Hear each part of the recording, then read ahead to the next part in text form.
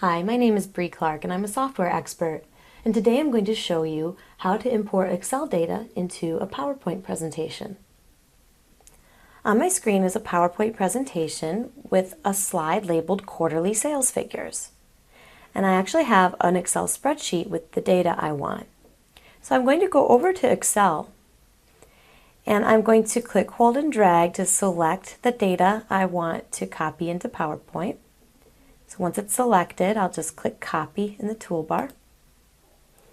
And then I'm going to come into PowerPoint and right-click where I want to put this and choose how I want to paste it.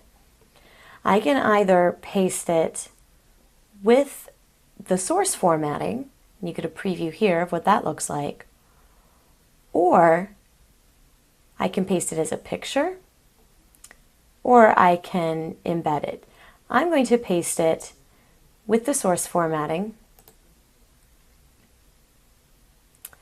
and then I can actually click in there and change the values right in PowerPoint.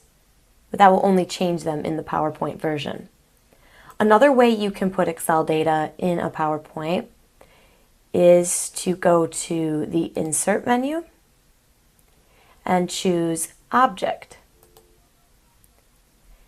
And in the Insert Object dialog box, you can browse to a specific Excel file and insert that into your presentation. So I'm going to select Create from File and then click Browse.